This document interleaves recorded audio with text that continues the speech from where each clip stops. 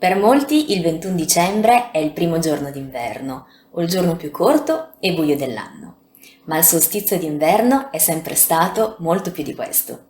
Una celebrazione del mutamento e della rinascita antica non meno di 10.000 anni fa. Bentornati su Mandorlais, io sono Stefania. Chiamato in cinese mandarino festa del Dongzhi, letteralmente estremo inverno, il solstizio è una ricorrenza importantissima al pari del Capodanno lunare e festeggiato non solamente in Cina ma anche in diversi paesi dell'estremo oriente come Hong Kong, Taiwan, Vietnam, Corea e Giappone. È un momento in cui si celebra la famiglia e dove si preparano insieme delle pietanze apposite per tonificare lo yin, quindi scaldare il corpo e combattere il freddo invernale. Un esempio tipico del sud della Cina sono gli gnocchi di riso glutinoso dolce farciti con pasta di fagioli rossi, di sesamo nero o arachidi, mentre al nord viene preparata la zuppa di ravioli. Nella medicina tradizionale cinese il solstizio d'inverno è considerato un momento magico per quanto riguarda la visione dei ritmi stagionali. Si tratta infatti del giorno più yin dell'anno.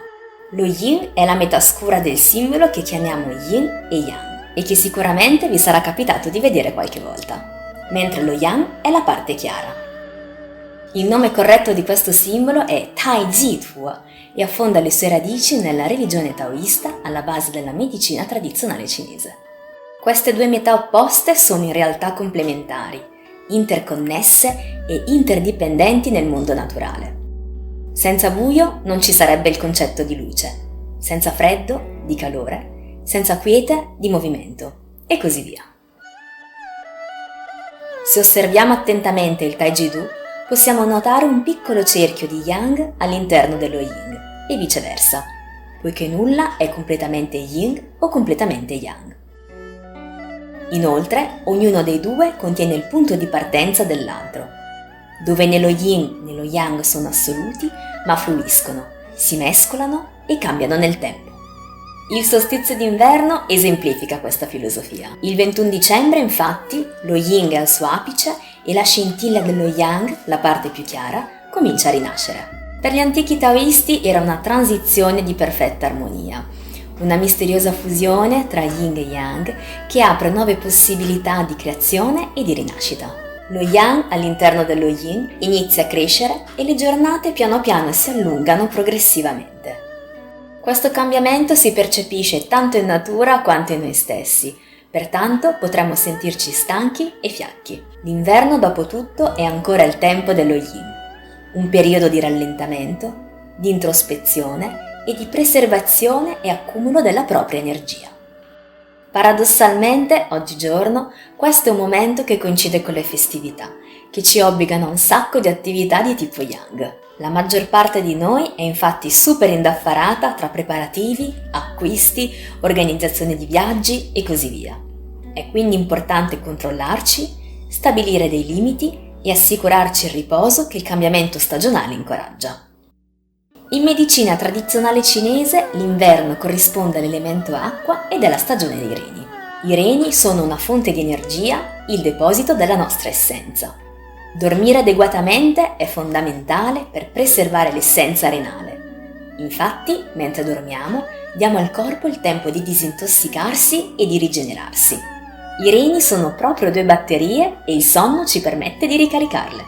Abbiamo anche bisogno di cibo caldo che favorisce la digestione e ci evita di diventare più letargici, stanchi ed demotivati. Dobbiamo scaldarci per aiutare il nostro sangue e la nostra energia a fluire e mantenerci energici. Perché così come fuori fa freddo e abbiamo bisogno di coprirci, allo stesso modo necessitiamo di coprire i nostri organi dall'interno. Il cibo che tonifica il sangue e il chi di reni è tendenzialmente di aspetto scuro e di sapore salato. Quindi vanno benissimo tutte le verdure di color verde scuro, il miso e le alghe. Abbondiamo inoltre con zuppe stufati utilizzando ingredienti yang che contengono calore come l'aglio e le spezie. Vi lascio qualche altro esempio sotto in descrizione. Prediligiamo cotture lente, al forno, piatti saltati e perché no, anche del fritto, particolarmente consigliato per vegani. Queste ovviamente sono linee generali. ognuno di noi è diverso. Per esempio, se normalmente tendiamo ad avere già molto caldo nel corpo, zuppe e stufati sono ottimi, ma evitiamo di aggiungere aglio e spezie che andrebbero a scaldarci ulteriormente. È importante prestare attenzione a come risponde il nostro corpo. Gonfiore, gas, più muco del solito sono segni che non stiamo digerendo bene. Un altro aspetto da considerare, sempre per chi ha tendenzialmente caldo, è l'aspetto emozionale.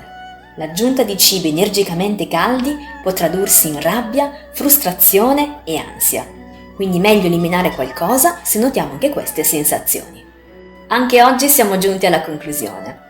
Vi auguro che questo solstizio d'inverno sia un momento di pace, di riposo, contemplazione e tante zuppe calde per riscaldare mente, corpo e spirito. Mandorlais termina qui. Come sempre, grazie per il tuo tempo e alla prossima!